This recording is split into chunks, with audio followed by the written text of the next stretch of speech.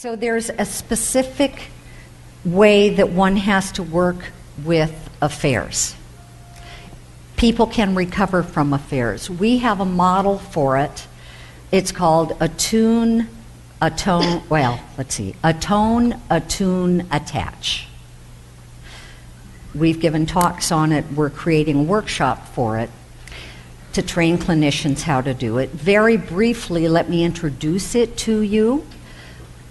First, it's important that you read Not Just Friends by Shirley Glass. Not Just Friends by Shirley Glass.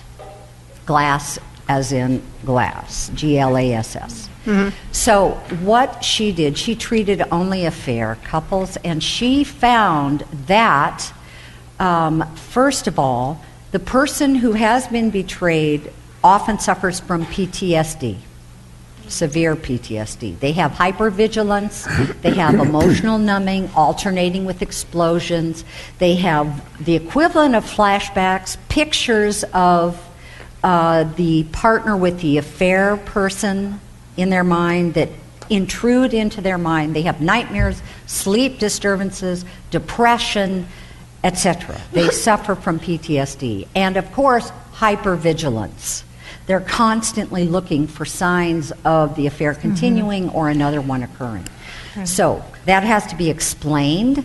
Then the person who's been betrayed, this is in the atonement phase, needs to be able to express his or her feelings about the affair without using the four horsemen. I feel devastated. I feel destroyed. I feel so upset I can barely see straight. I feel furious. I feel terrified, etc. You need to help them speak their feelings and the other person to hear those feelings.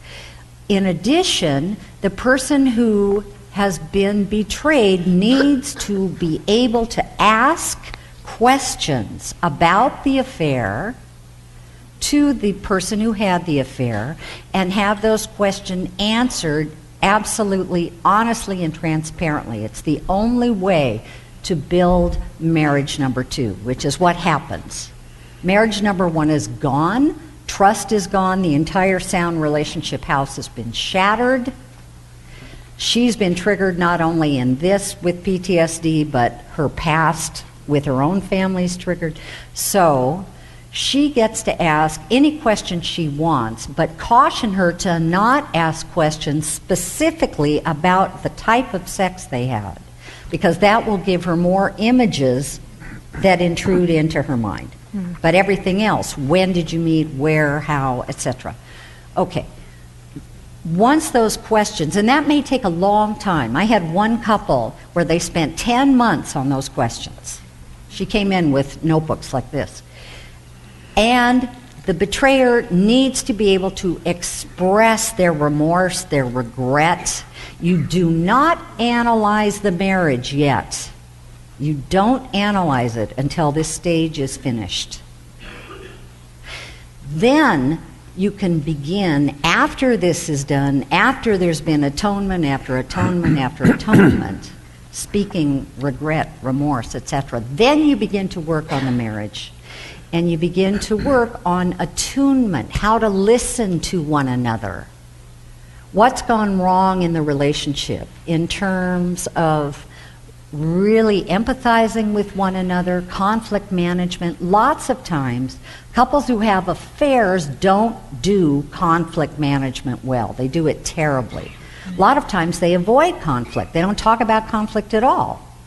And so neither person talks about their own needs and brings up what they need. So you need to help them do that and be able to really attune to the other person's needs and respond to those.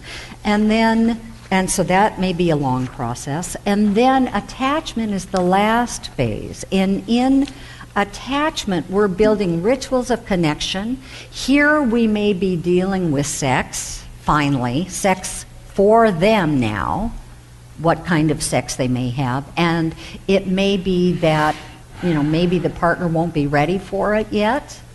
It's usually the last thing that the betrayed person is willing to move forward with, unless he or she thinks the only way they can hold on to their partner is to be sexual, and then it's false. They're splitting off from themselves. So you don't want that to happen. So attachment also works on, okay, if this happens again, let me tell you, here's what the consequence is going to be. So that has to be spelled out. Did I leave anything out? No, I just wanted to add that once you know this is what you have to go through when you have an affair, you're never going to have an affair. Too much trouble.